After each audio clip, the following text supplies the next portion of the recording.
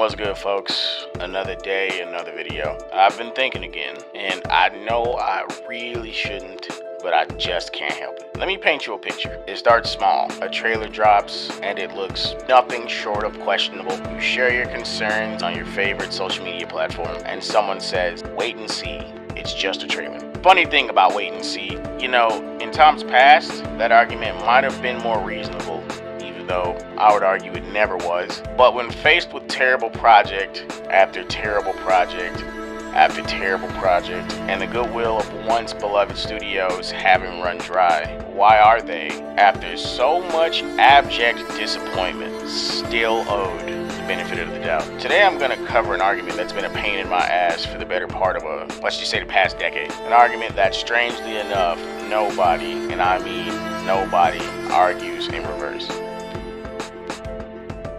Picking up where I left off in the story, let's say as time passes, things get shaky. Rumors of development trouble, weird casting choices, rewrites, questionable redesigns, and you hear wait and see, don't listen to the haters, or words to that effect. Even in the face of undeniable proof. But by the time we're neck deep in technical failures, bad writing, or subversion, the argument stops being about patience. It becomes at best about denial, or at worst about running interference for the billion-dollar corporation. Wait and see turns into a club used to beat legitimate criticism over the head, all while studios rake in pre-orders and ad revenue on the back of your goodwill. And when it all falls apart, we're not just talking about bad trailers. We're talking about millions upon billions of dollars wasted. Our dollars, and fans left holding the package. Where the goalpost, once the product is actually out of wait and see, is inevitably moved. Another problem I have adjacent to this line of argumentation is that when everyone is excited for the product, nigh unanimously, there's never anyone that comes out and says, wait a minute, why are we excited? We should wait and see until the product comes out. It could still be bad.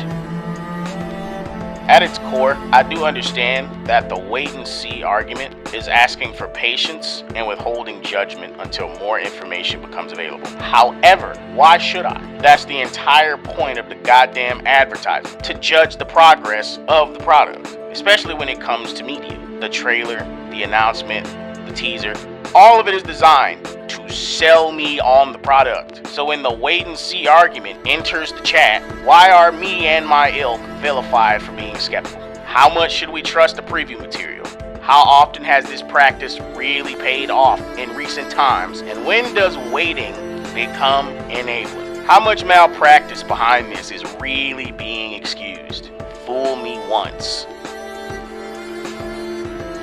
The thing is, it's not even like we haven't seen this play out before. Games are launched broken, but get patched months later. Shows deliver underwhelming bait and switch seasons. You hear all the behind-the-scenes drama about why movies aren't being put out and why they won't make simple choices. All of it on the hope that fan loyalty will keep the fucking lights on. And we're the ones paying for it, on the front end and the back end.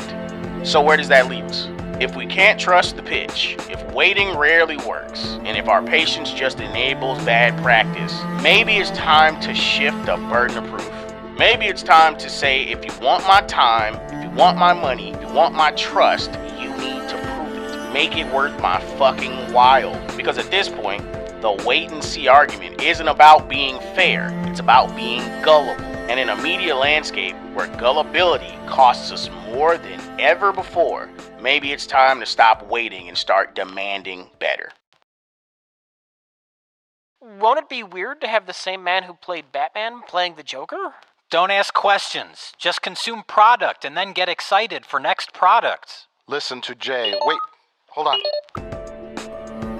There's a term you may have heard floating around online. It's by no means new. Consumer. It's not just a meme. It's a scathing critique of modern consumerism, especially when it comes to pop culture. The idea behind it, which I'm sure most of you are aware at this point, is people who uncritically consume whatever the next big thing is just to be a part of the conversation and get excited for the next product before the first product is even out yet, forgetting past projects from most of the time the same studio that were abject failures. You see, these memes didn't emerge in a vacuum. They reflected the growing frustration with how mass market entertainment was delivered. Franchises like Star Wars or Marvel, just to name the easy ones, are no longer just stories. They're brands. They're vehicles for political messaging. And for some fans, buying in, figuratively and literally, becomes their entire identity. Another example is the Disney adults. And here's where that argument comes in. It acts like a shield for this kind of mindless slop ingestion. People hear criticism of a trailer, an announcement, or a teaser, and their first instinct is to say, wait and see. Wait and see, beep boop, wait and see. But why? If it looks bad, feels bad, fuck it. If it smells bad, through the screen, why are we obligated to give it the benefit of the doubt? The problem with this mentality isn't just the fact that it defends bad products. When we're operating under the mindset and philosophy of wait and see, we're giving corporations pretty much permission to sell us broken, unfinished, or uninspired products. And then we're stuck paying for the privilege to be disappointed. And this isn't even a new concept. Critiques of consumerism go back as far as something like 1899. I looked this up. What was his name? Thorstein Veblen's The Theory of the Leisure Class in 1899 coined the term conspicuous consumption, describing how people buy things to signal status rather than necessity. Though this might blend in a little bit of keeping up with the Joneses, but you get the point.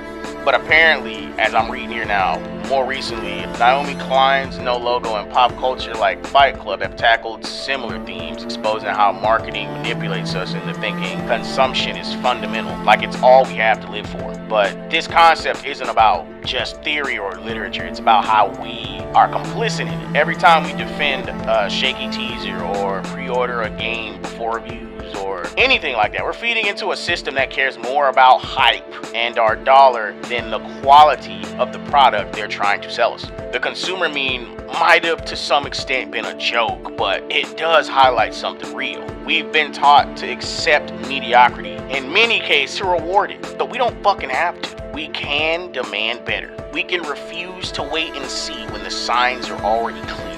That's all I'm saying. But I've gone on long enough.